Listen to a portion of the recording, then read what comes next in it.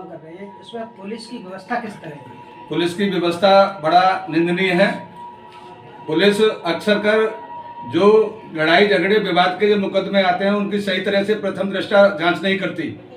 लोगों को सही तरह से न्याय मिलता, जो लोग दोषी होते हैं वो बच जाते हैं और निर्दोष लोगों को फंसा दिया जाता है। अभी फिलहाल में जल्द में जो पुलिस एनकाउंटर कर रही है या जो गाड़ी पलटने वाला सिस्टम है, इस विषय में आप क्या कहना चाहिए? भाई इनकाउंटर वाली चीज है कहना चाहिए, लेकिन इनकाउंटर में एक मुकदमे दो मुकदमे वाले लोगों को इनकाउंटर हो रहे हैं। जो टॉपर गैंगस्टर हैं उनके मुकदमे वास्तविक मतलब उनको इनकाउंटर किया जा रहा है और ना ही उनको तो मतलब उन्हें दरकिनार कर दिया जाता है। इसकी जो न्याय व्यवस्था है इसमें बहुत पहले से सिस्टम चल रहा था कि गवाह और सबूत के आधार पर, लेकिन सच के आधार पर मुकदमे लड़े जाते हैं या गवाह और सबूतों के आधार पर लड़े जाते हैं? वैसे सही बात तो यह है कि न्याय प्रक्रिया वास्तव में एक विश्वसनीय प्रक्रिया है और इसमें यहाँ सबूत के आधार पर न्याय प्रक्रिया चलती है, ये समझ लो।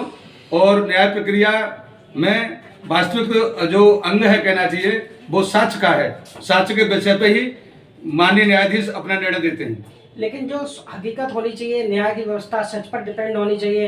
अपने कोर्ट के कानून में हर जगह एक पुतला लटका होता है जिस पर पट्टी बंधी होती है। हर चीज में प्रश्न चिन्ह तो होता ही है, लेकिन यहाँ तक है हम न्याय प्रक्रिया के अंग हैं, लेकिन न्याय प्रक्रिया वास्तव में विश्वसनीय है, सच है, 100%। कुछ लोग ऐसे होते हैं जो न्याय प्रक्रिया से भी हटकर कार्य करते हैं, वो दयनीय और निंदनीय होता है। जो पहली बार पकड़े जाते हैं पुलिस उनको उठा के लाती है, एक दो बार के पकड़े हुए लोग लाती है उठा करके, जिनको मुजरिम बनाती है और उनके ऊपर कई आपराधिक मुकदमे लाद दिए जाते हैं, उनको बड़ा अपराध बना दिया जाता है अपराधी किस्म का, और उनके बाद साथ जो दुराचार किया जाता है ये सही है। ये न्यायालय प्रक्रिया से हटकर है, ये प्रशासनिक प्रणाली होती है कहना चाहिए, जिसमें प्रथम दृष्टया जो आदमी पकड़ा जाता है, जिसको सही तरह से जितना जांच की जाती है, उन पे अगर एक मुकदमा है तो अन्य मुकदमा से अज्ञात में जितने भी मुकदमा FIR होती हैं उन पे उनको लाद दिए जाते हैं मुकदमे, और उनको झूठा 4-4, 6-6 मुकदमे में झूठा फंसा दिया जाता है। वो गरीब तबका के लोग होते हैं जिन पर पैसा नहीं होता, वो 2-2 साल 4-4 साल अनैतिक तरीके से जेल में पड़े रहते हैं।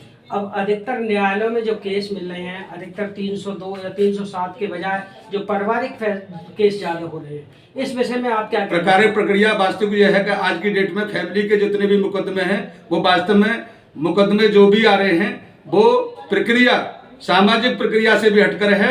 जिस मान लीजिए कोई भी पत्नी अपने पति के लिए, ये समझ लीजिए आज की ये व्यवस्था मान ली गई है, एक शौक मौज की व्यवस्था है।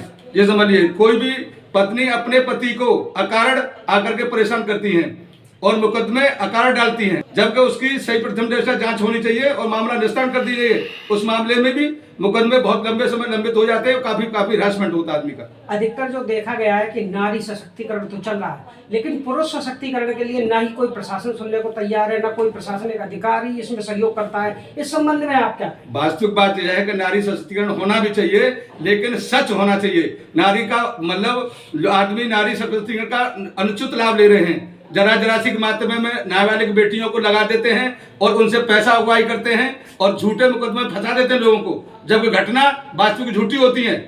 न तो कोई एविडेंस होती, न कोई डॉक्टरी माना होता, न प्रथम दृष्टया जांच होती। 376 जैसी धारा में महिला एक बोल करके रिपोर्ट लिखा देती है, उसको मुजरिम बना देती है किसी थर्ड व्यक्ति को। उस विषय में न तो सरकार उस पर कोई सबूत मांगती है, केवल महिला के बोलने पर उसके ऊपर 376 लग जाती है। उस विषय में क्या कहेंगे? देखिए, महिला का स्टेटमेंट के आधार पर ही वो 376 लगा है या 354 लगा है। वास्तव में इसकी घोर निंदा होनी चाहिए और सही तरह से जांच होनी चाहिए। बहुत महिला ऐसी हैं, इन्होंने पेशा बना रखा है, जरा से मामलों में अपने आबरू को लगा करके गलत तरीके से लोगों से पैसा ऐंठती हैं और मतलब कहना चाहिए उसमें सही तरह से उन्हें न्याय नहीं मिलता और उसकी वसूली करती हैं कि हमें इतना लाख रुपए चाहिए, जब फैसला देंगे, जब बयान बदलेंगे। ये वास्तव में निंदनीय चीज है। अब जो पुलिस लगातार इन व्यक्तियों को जो लगातार उठा लेती है और पुरुष जब जाता है रिपोर्ट लिखाने तो थाने में या चौकी में पुलिस उस व्यक्ति से ये कह देती है कि मेरा मामला मेरे स्तर का नहीं है, न्यायालय में जाइए, परिवारवाद में जाइए। उस स्थिति में ये पुरुष क्या कर सकते? अगर पुलिस चाहे तो प्रथम दृष्टया फैमिली मामलों को वहीं सुलझा सकती है।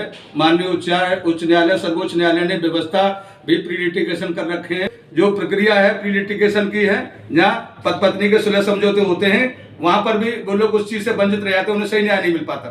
तो वकील साहब, इस विषय में जो न्याय की प्रक्रिया है जो सच और सही होनी चाहिए, उसके विषय में आप क्या कहना चाहिए? भाई मेरा अपना विचार है कि न्याय प्रक्रिया जो भी है वो सच और सही के लिए मतलब करिए न्यायाधीश साक्ष्य मांगता है और उसकी न्यायाधीश उससे पहले प्रथम दृष्टया मामले को जांच कराता है और जांच होनी चाहिए और उसमें उसके बाद तब उस पर एक्शन लिया जाना चाहिए। अधिकतर ये भी कहा गया है कि रिश्वत लेना और रिश्वत देना दोनों ही जुर्म है, लेकिन जब न्यायालय के अंदर पुरुष जाता है या कोई महिला जाती है, जब तारीख दी जाती है तो जज के सामने जब पेशकार को रिश्वत दी जाती देखो है, ये समाज है, विभिन्न प्रकार की भ्रांतियां फैली रही हैं, लेकिन न्याय के अधिकारी जो भी हैं वो अपनी ईमानदारी से न्याय करते हैं और उस पर एक पक्ष और विपक्ष दो लोग होते हैं, जिसको अगर लाभ मिलता है और जो लाभ से वंचित रह जाता है वो तो इस तरह का आरोप प्रत्यारोप करेगा ही, ये समझ लो। लेकिन न्याय प्रक्रिया वास्तव में सर्वोपरि है और न्याय के हित में है।